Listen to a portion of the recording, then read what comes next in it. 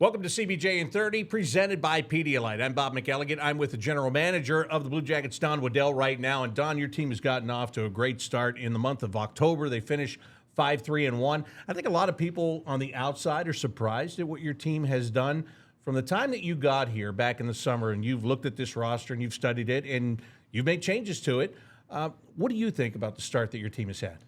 Well, I'm very proud of the guys, how they responded to all the adversity we felt during preseason. And, you got to give a lot of credit to Dean and the coaches because, they come to play every night hard.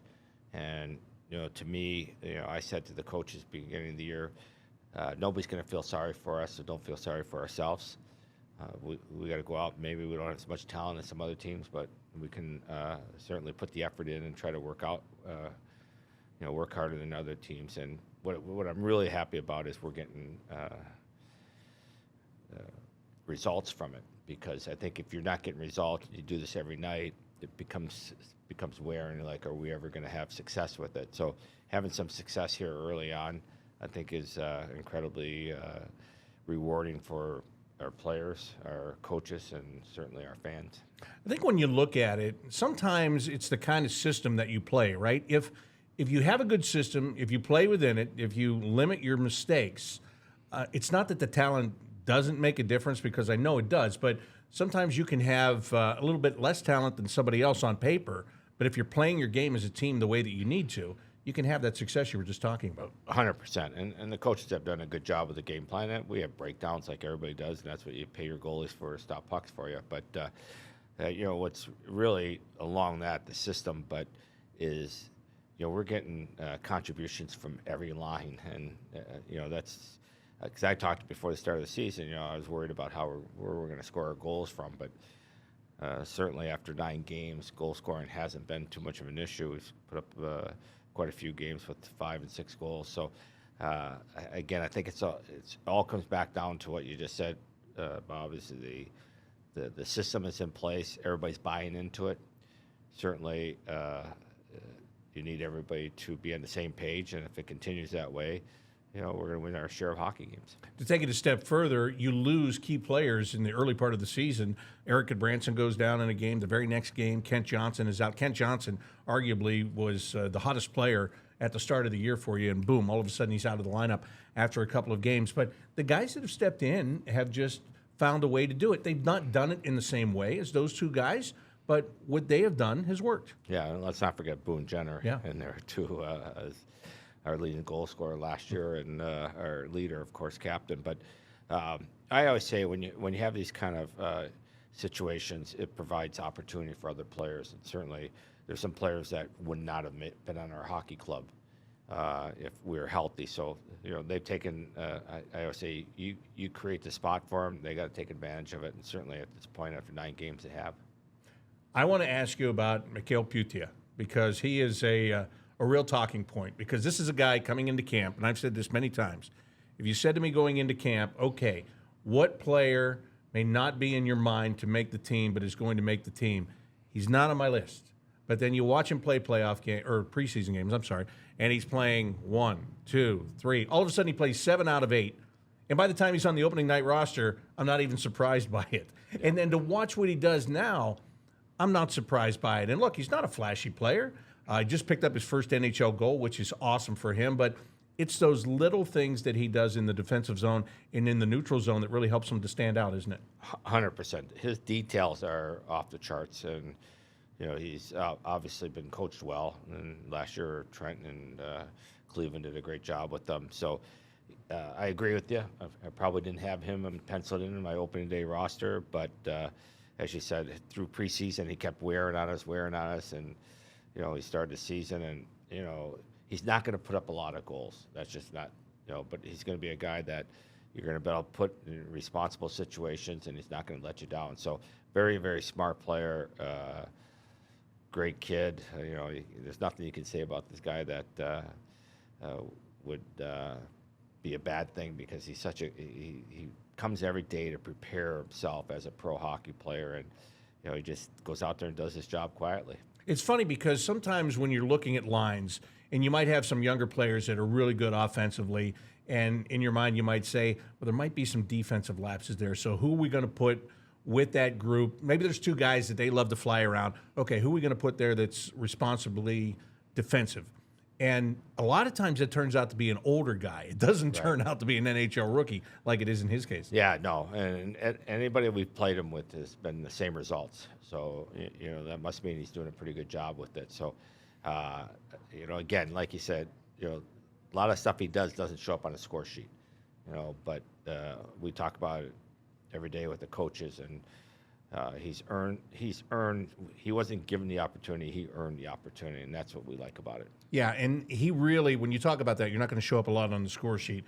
It, once again, is that team structure. It's all about the team. And I know that, Dean Evison has said that from day one when you hired him. It's all about team, but it really is. And as you get a month into it, you can see how that whole attitude has really fostered amongst this group, can't you? Yeah, no doubt. Everybody talks about culture. We talk more about atmosphere. And, the players, you can be led so far, but the players have to take control of that locker room. And our leaders, along with some of our younger players that are very vocal, have really stepped up. And, it's a fun group to be around. I got to be honest. I love going in the locker room because, you got 18, 19, 20, 21-year-old kids, and then you got 30-year-old guys. So it's a good mix of the veterans with the young players, but it's very, very exciting of what we have going on as far as not just, I don't talk about just today, it's about how I look at the future. Funny you say that, how fun it is to go into the dressing room, because I see you come in there after games, and especially after wins. It's always more fun in the dressing room after a win, of course. But the way that you relate to the players and just looking at the way that they relate to you, you do a really good job of being able to, whether it's the guys in their 30s or the guys in their teens, for crying out loud, you're right there. And I know you've been around this game for a long time, but to watch that, you can see the respect they have for you, and even more importantly, in some cases, the respect you have for them. Yeah, 100%. I come around the room. I come every morning in practice. I always make my circle through there, and some guys are having a coffee or whatever, and sit and chat with them for a few minutes. But end of the game, I always, win or lose, I like to go through just the way my style has been for years, because these players, they're professional players, but they're people. And, I always say, treat people how you want to be treated. And, when I walk in the room, I don't want to be, every time I learned years ago that when I walked in the room, it was usually people were thinking, am I getting sent down? Am I being traded? That was very young in my career. So the last 20 years I've been doing this, I make sure that, I care about these players. I care about their families. I want to make sure everything's good at home. And, you build those relationships so that when you do come in there, they're happy to see you. There are some guys that you added to this roster that they're starting to come into their own. Maybe they're getting comfortable with the system, maybe just the team, the town, whatever it is. But, Jordan Harris, Kevin LeBanc, and Zach Aston-Reese, now as things start to get settled in, they came late. So they were, not Jordan Harris, he was here, but the other two guys came late, so they were getting acclimated. Are you happy about the way that trio was fit in? 100%. As we know, we were dealt with some injuries, and we had to fill holes. And, Zach's a player that I tried to sign a few years ago. So I've always had time for him. The same, I've watched Kevin's career, and, last year he had a tough year in San Jose. But, you look at these guys, like I said, to sign a player, because we were talking about goals before the start of the year, look at a player that scored 5 goals and think he could get 10. You're probably dreaming a little bit, but you look at a guy that had a tough year last year, but he's coming off where he has scored 15-plus goals multiple years. So, anytime you can add those type of players, I think it's a good addition for your hockey club. When I sat here and I talked with you before the season started, you were talking about still talking with teams, and maybe if there was a trade in the offing that you would go that way. That didn't happen, but as I said, you've got guys, Zach Aston-Reese, you got off waivers, Harris you get in the trade, and LeBanc, you end up able to sign him as a free agent. Are you kind of happy that you were able to make those additions that way, and meaning that you didn't have to give up anything that you already have? 100%. The one thing we talked about here is protecting our assets. One player, unless it's a superstar in the league, is not going to make a difference for our team. It's as we started off this whole thing, it's team first, and we want guys that can fit into our system, and good people that want to be part of it. So, if you go out and make that trade, you have to give up another draft pick or a young player. Just doesn't make a lot of sense for us right now. It doesn't mean that we won't do it at some point, but as we started the season, I talked to every general manager. There wasn't a deal that we said that's going to make us so much better. So we looked internally and then externally with the guys that we added, and we feel very comfortable where we're at. Probably the biggest question that you were asked before the season started was, what do you think about your goaltending? What do you think you have with your goaltending? Now, a month into the season, I think for many reasons you have a much better feel of what your goaltending is here, don't you? Yeah, very, very consistent, very solid, good people that want to prove themselves. They can be a starter in the NHL, and I think in this league you always need two guys because of the travel and all that. It goes further than the goalies because, I mean, they've done a great job, don't get me wrong, but it's also the way we play as a team and try not to expose them a whole lot. There's times we do, of course, and they have to come up with those saves, but, it's like Dean and I talk, and you hear Dean talk about all the time. It's about getting 2 points and about winning. It's not about anybody's individual success. Saying that some guys are going to have great years, some guys maybe not so much, but if we get our 2 points, that's all we care about at this point. And really, for the goaltenders, that's the job. Look, we'll try to make it easy on you, but when we screw up, you got to be there to bail us out. That's the last line of defense. Yeah, no, we scored a lot of goals, a lot more goals as we talked about than I thought we'd score. So, it's the nights that we haven't scored as much. Our goaltender has been very good and give us that chance to win.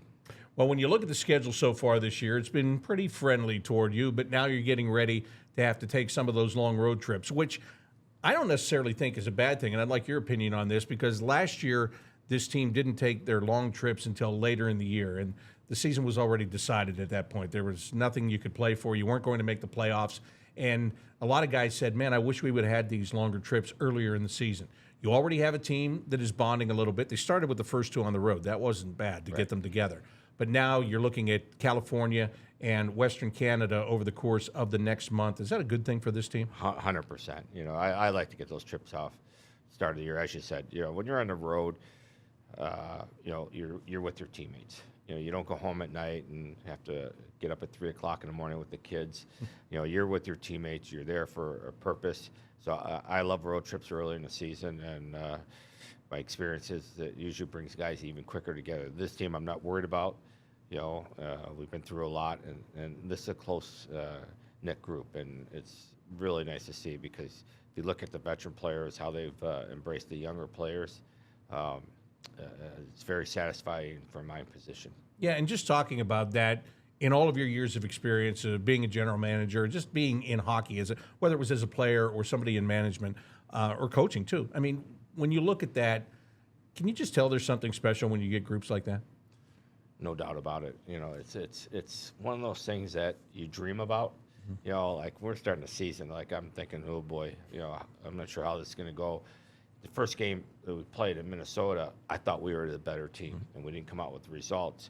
And then we went in Colorado, obviously, and won. So right off the bat, I'm thinking, you know what, we got something going here. And I don't want to put the expectations. Obviously, there's going to be some tough nights for sure, but at least we see some things that are going to really say we're have a future in front of us, and that's what's important right now. And that's what got back to your thing, about protecting your assets, because I think it's important that I always say when you build a team, you want to build a team that you can win for a long time. You don't want to build a team for 1 year and then be out next year. So I think we're in a good process right now and a good stage to do that.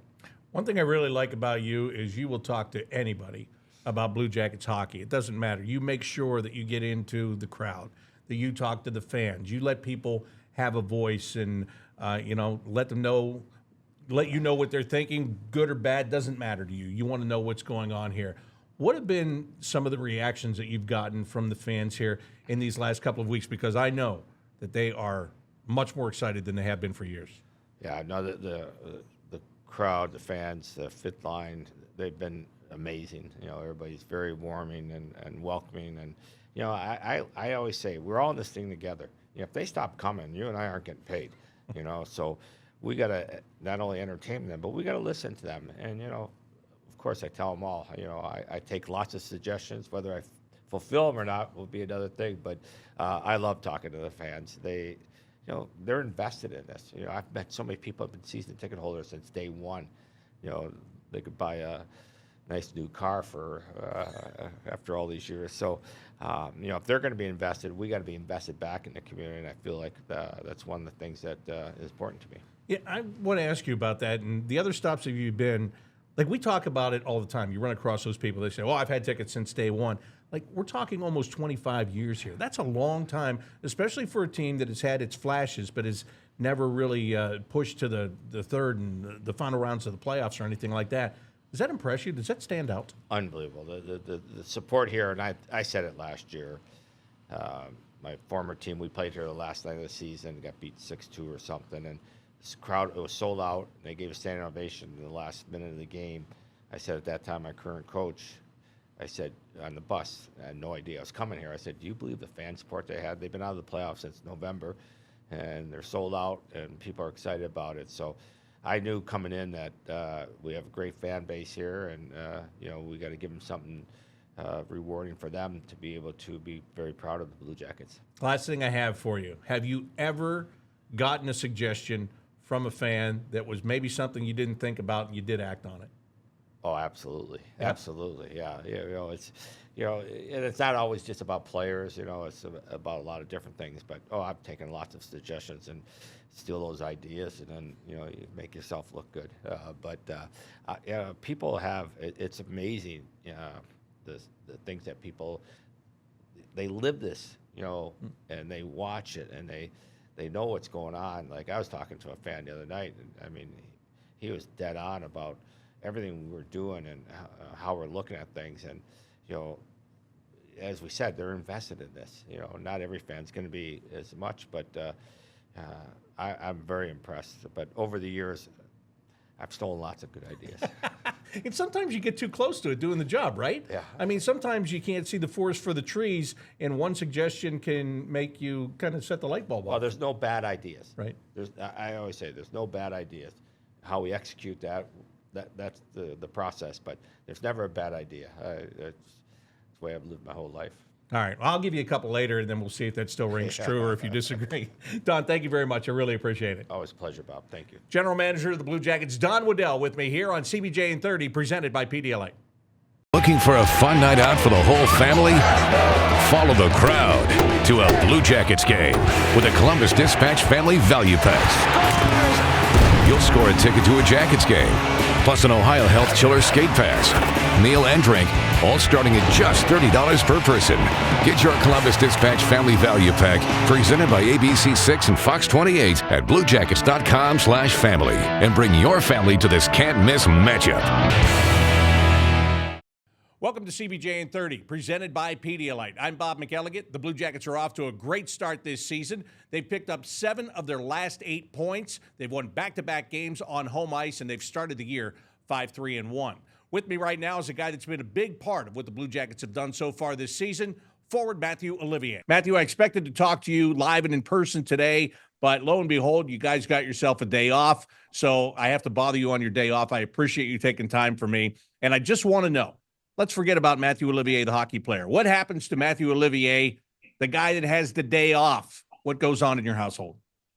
Well, the guy that would normally probably sit in front of the TV or a video game console has some stuff to do today. So I got to get going before we leave on the road here. I got some stuff that I need to take care of for the family. But I'm usually pretty.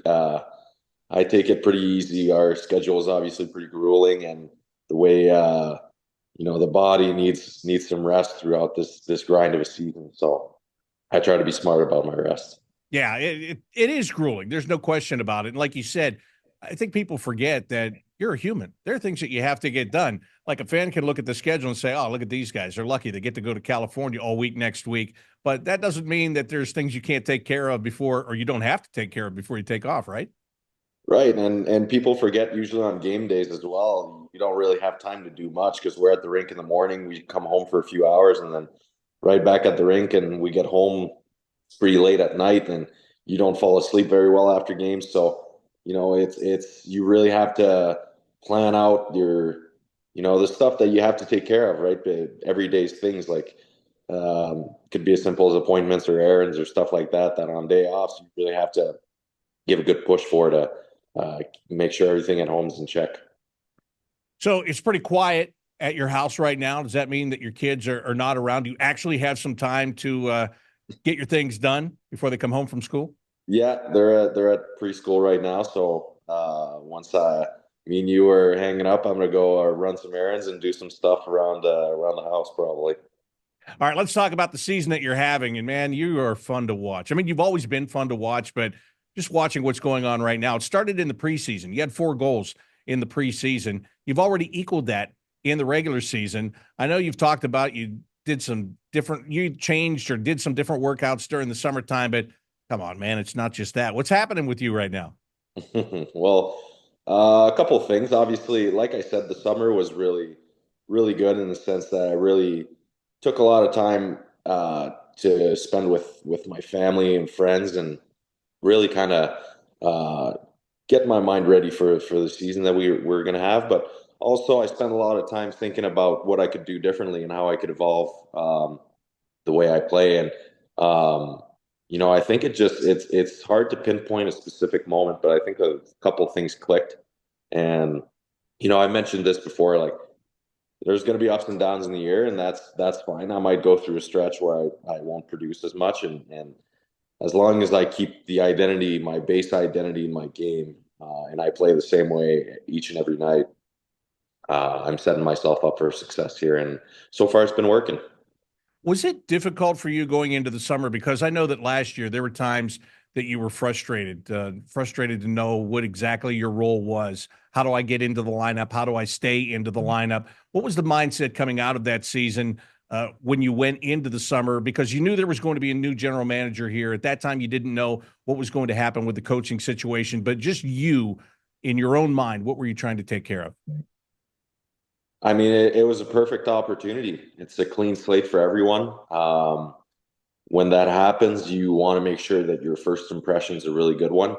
Um, I've been put in different situations in my career where I wasn't a high draft pick, so first impressions were always extremely important, especially on the ice. So, it's just kind of became that motivation to be ready and ready to go on time this year, and really showcase what I can do. And so far it's been working pretty good. When you came to the Blue Jackets, you came in a trade from the Nashville Predators, and you played in the American Hockey League in Milwaukee in the Predators system.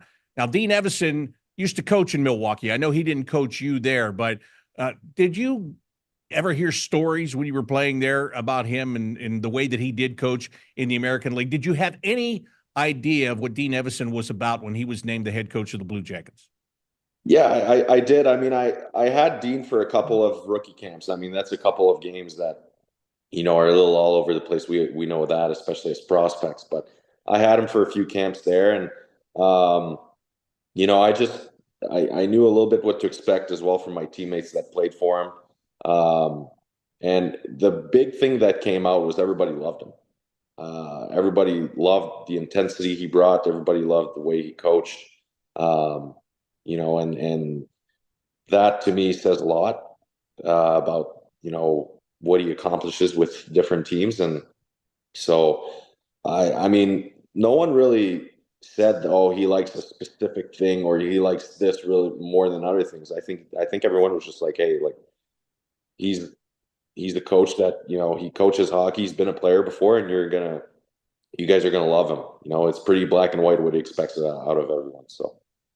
Well, for a guy like you that was, as I said, those questions that may have been in your mind at the end of last year as you're trying to find a role on this team, I would imagine that you were extremely happy when Scott Ford was hired as an assistant coach here, because you did play in Milwaukee when he was an assistant coach there. And I just talked to him a couple of weeks ago, and he said that, he did a lot of talking with you there, and you had a good relationship. So when he gets hired, do you feel like, hey, I've got an ally here. I've got somebody that knows me, and if I go out and do my job, I know this guy's going to be backing me because we've been there before.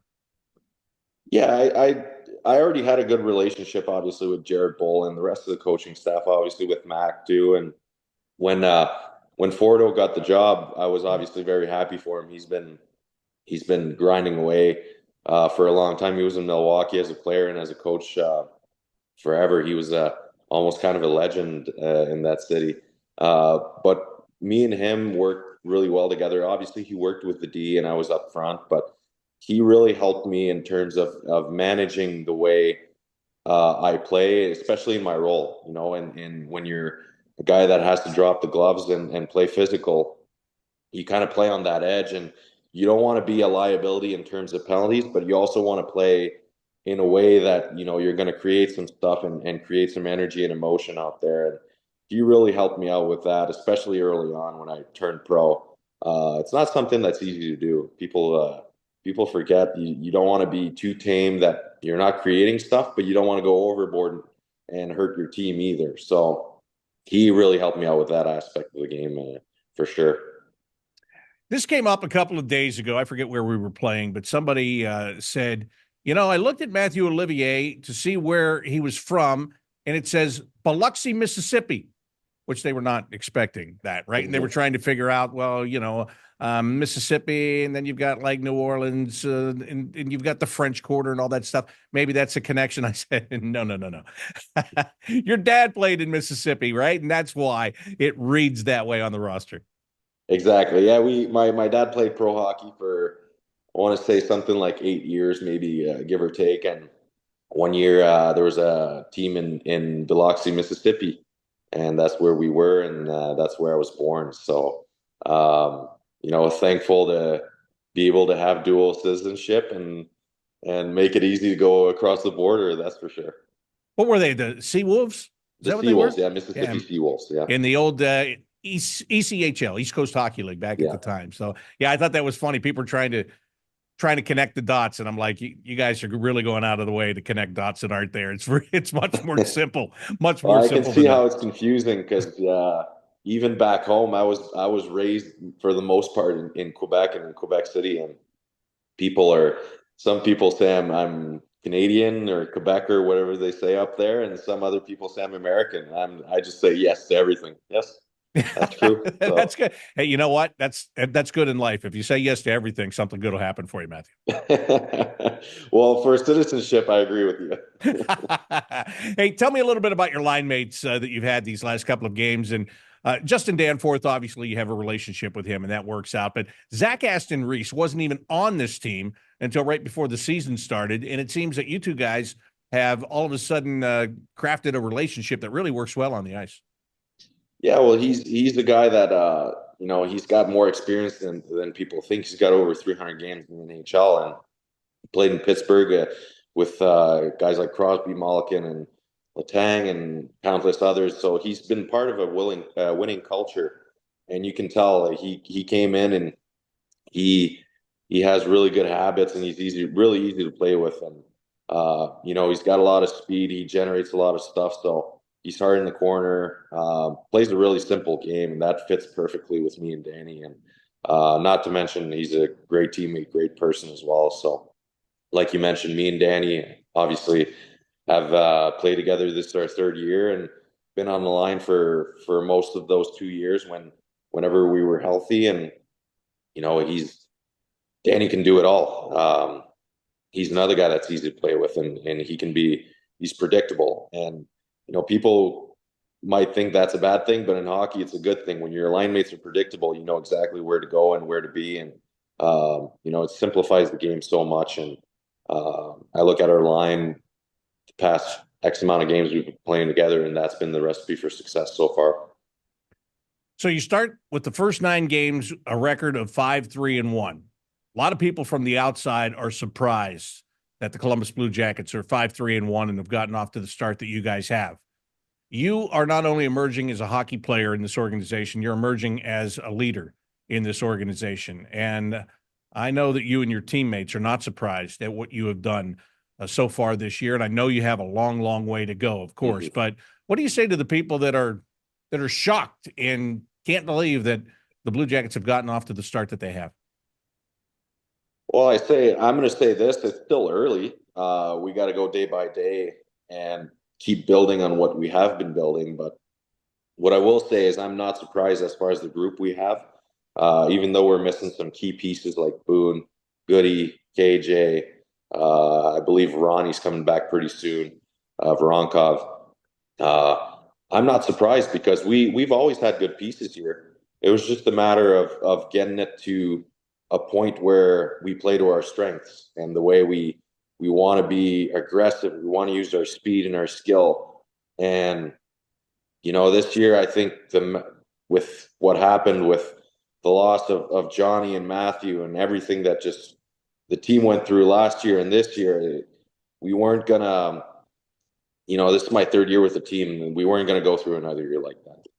It was enough is enough, and we were ready to get back on the winning side of things. And we might not win every game, but we're going to play the right way, and we're going to play our style of hockey and be consistent that way.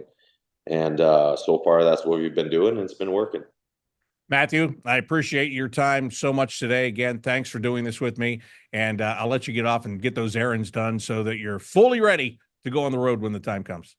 Sounds awesome. Thanks, Bobby. I appreciate it.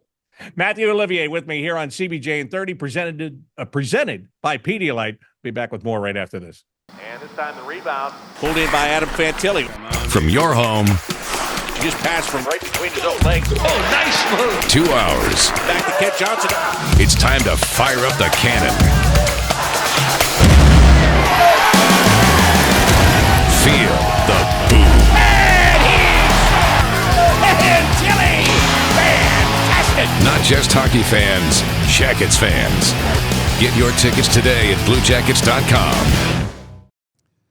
Welcome back to CBJ in 30, presented by Pedialyte. Here's what the Blue Jackets have on tap. The Winnipeg Jets are coming to town tomorrow night to take on the Blue Jackets. Now, the Jets have been the surprise of the National Hockey League. They just suffered their first loss of the year in their last game. They're a little bit different this year, and it starts behind the bench. Scott Arniel is now the head coach. He was an assistant coach when Rick Bowness retired and stepped down. Scott Arniel is a former Blue Jackets head coach. You can tell that he's learned a lot from his time here in Columbus and where he's gone on since then, and he is bringing all of that experience to the Winnipeg Jets. It shouldn't be such a surprise that the Jets are good because Connor Hellebuck won the Vezina Trophy last year. He is definitely one of the best goaltenders in the league. And Kyle Connor is tied for fifth in scoring right now. He's got 17 points to start the year, and he's just one of a number of players that are going to be a threat offensively for Winnipeg.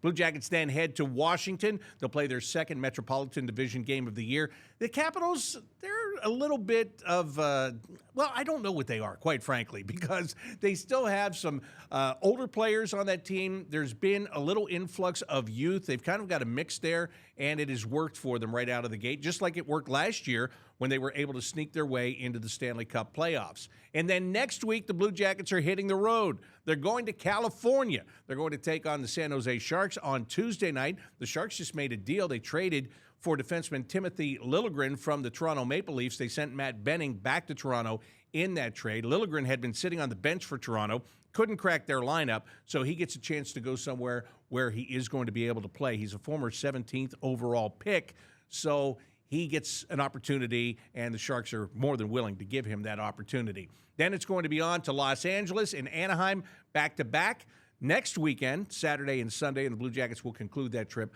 by playing in Seattle. So it's going to be a long and a grueling four-game road trip for the Blue Jackets before they return to Nationwide Arena. So I hope we see you here when the Blue Jackets take on the Jets tomorrow night. That's a 7 o'clock start, and it is First Responders Night. So come out, enjoy the Blue Jackets. This team has a chance to sweep a 3-game homestand if they get the victory. Once again, I'd like to thank Mathieu Olivier and Don Waddell for joining me on this edition of CBJ in 30, presented by Pedialyte.